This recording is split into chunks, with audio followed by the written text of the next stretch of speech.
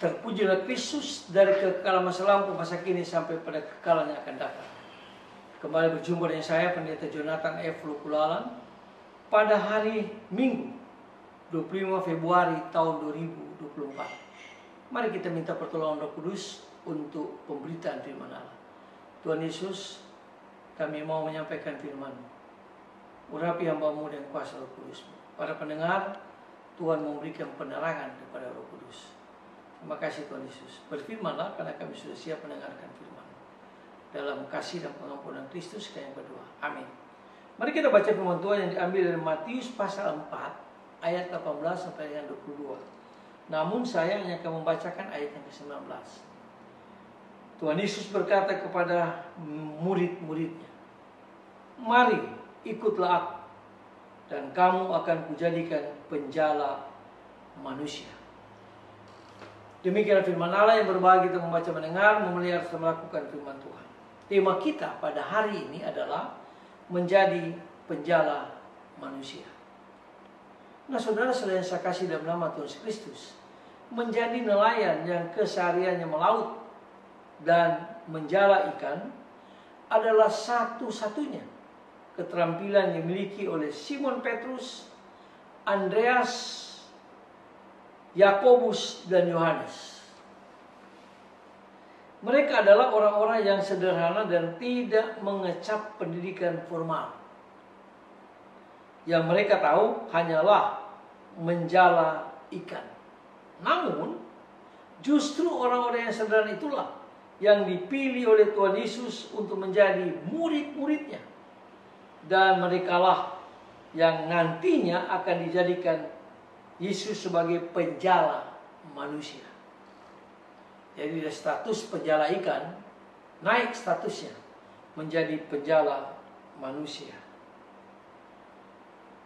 Kenatipun mereka tidak memiliki pengalaman apapun di luar aktivitas seharian mereka sebagai nelayan. Namun mereka merespons ajakan Tuhan Yesus itu dengan sangat positif.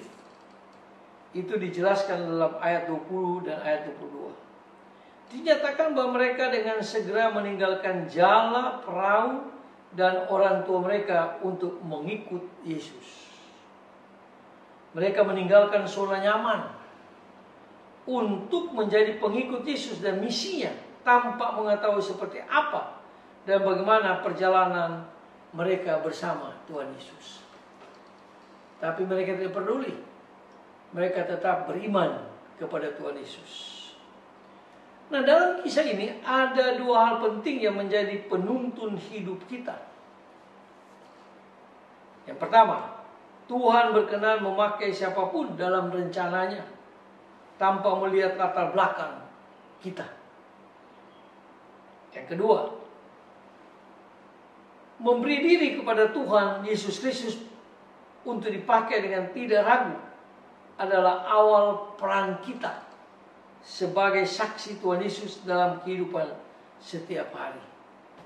Nah, saudara-saudara yang saya kasih dalam Tuhan Kristus, memasuki minggu kerja yang baru dengan berbagai kesempatan dan juga tantangannya.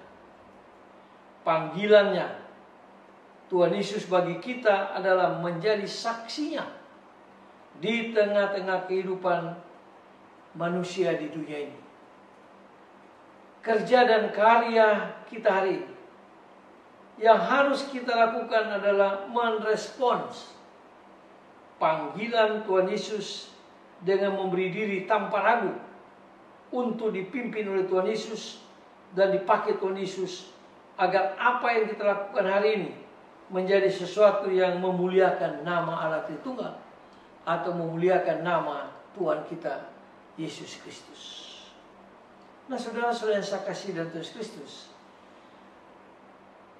menjadi kesaksian yang hidup bagi sesama tentang Tuhan kita Yesus Kristus sebagai juru selamat kita pribadi, sebagai juru selamat dunia, sebagai gembala yang sangat baik. Selamat berkarya dan selamat melayani Tuhan Yesus. Selamat menjadi penjala manusia di abad ke-21 ini. Terpujilah Tuhan Yesus, mari kita berdoa. Tuhan Yesus, kami mau menjadi penjala manusia. Tolong Roh Kudus supaya kami dipimpin Roh Kudus untuk memenangkan banyak manusia supaya percaya pada Tuhan Yesus. Haleluya, amin.